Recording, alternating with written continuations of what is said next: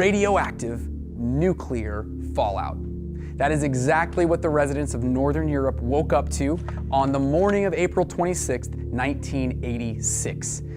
The night before a massive accident at the Chernobyl nuclear power facility resulted in a huge explosion that blew the heavy steel and concrete lid right off of one of their reactors. And that lid's job was to keep the hazardous material from getting out.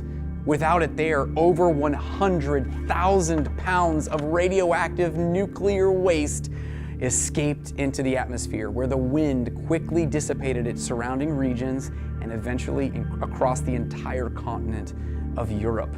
The results were totally devastating. Millions of acres of forests and farmland were contaminated. Thousands of people died as a direct result of this radiation, and millions more, they've had non-fatal health issues ever since that day. It's still considered the worst nuclear power plant disaster in the history of the world. And hi, my name's Adam, and I'm so glad you're here.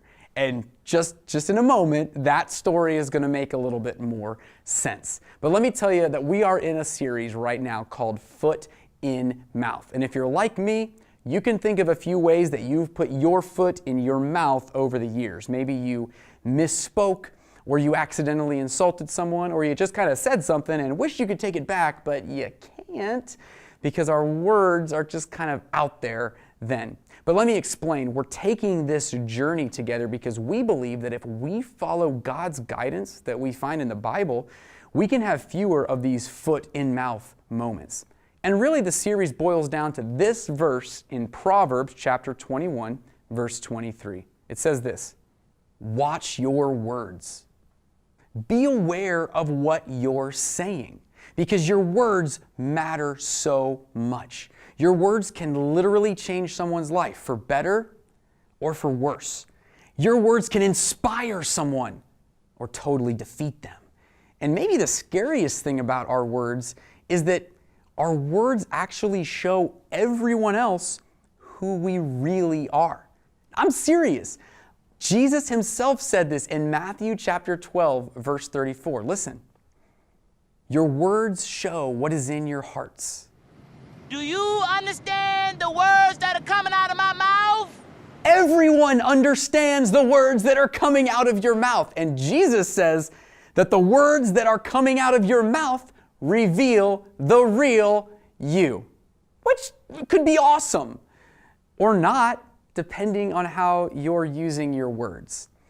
And I think that a lot of us use our words in a way that might actually bear some resemblance to our nuclear disaster story from a little bit ago.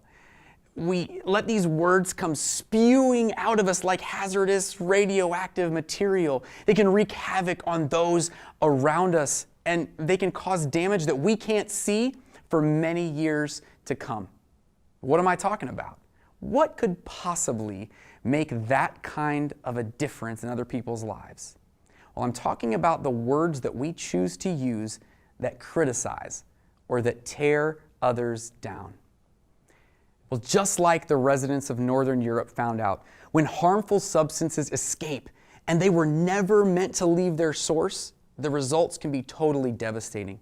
And some of you out there know firsthand exactly what I mean when I say that other people's words can hurt, because you've experienced how that has been true in your life. Someone said something to you or about you that left you feeling empty or defeated or bruised. Someone else's lack of concern, their lack of watching their words, left you hurt. And for the rest of us, even if we can't identify with that, sometimes if we're honest, we're the ones using our words to criticize or to tear down. Maybe we've even used an excuse like, "Well, I'm just being honest," or "I'm only kidding," as we let those toxic words come from our mouths. The problem is that once they're out there, just like radioactive waste, they cannot be controlled and they can seriously hurt other people. Students, I want you to look up here just for a second. This is all I want you to hear today. This is the most important thing. So if you've tuned out, Tune back in just for a sec. Your words reveal the real you. Your words reveal the real you. Jesus said it in Matthew chapter 12, and it's true. Your words reveal the real you. And sometimes when we use our words to criticize or to tear down, I have to be honest.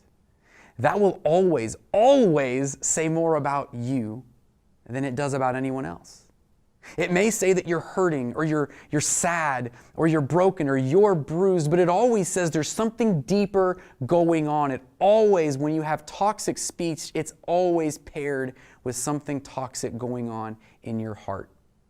But those words never have to get there. What if there's something that you could do about it? What if there's a way that you could prevent those toxic words from ever coming out? Well, I believe that there is a way, and I want to share it with you today. You ready? Here it is. You just have to think like a traffic light. So let me explain. When you first feel a criticism that's going to come out of you, you just pump the brakes because you see a red light. You just stop the words from coming out. You know, in Proverbs chapter 21, verse 23, it says, watch your words.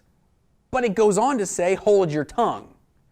Watch your words and hold your tongue. Or maybe like Sherry said a couple of weeks ago, it'd be more effective for you to actually bite your tongue. Because when you do, it's hot. You don't have to say anything.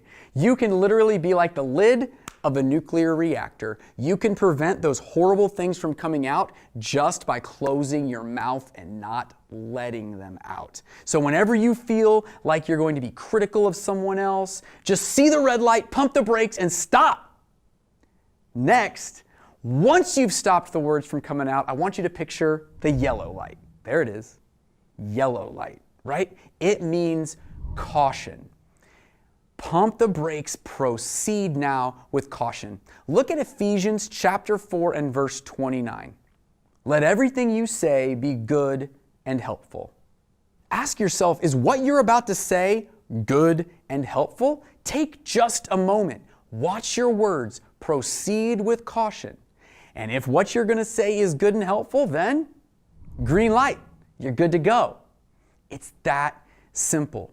Because guys, I've seen too many junior high students who have been totally wrecked by someone else's words. But it doesn't have to be that way. It doesn't. Think back to the nuclear power facility. Before they lost control, that was doing amazing work. It was producing energy that was cooking meals and was heating homes and was powering hospitals. All kinds of good and helpful stuff. And our words can be exactly the same way, as long as we don't lose control. Students, can you imagine what it would be like if students all across the valley began to be a source of inspiration and hope just by our words? What if students didn't fear going to school because of the criticism and the horrible things that people say, but instead they could go fearless into their hallways?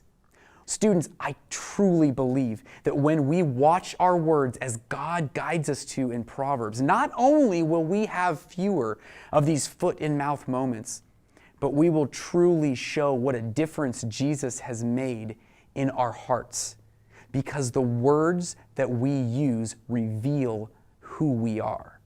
Our words reveal who we are. Your words reveal the real you. So here's the question that I have to leave you with, and it's kind of heavy. But as we go to our groups, it's a good thing for us to think about. What are your words saying about you?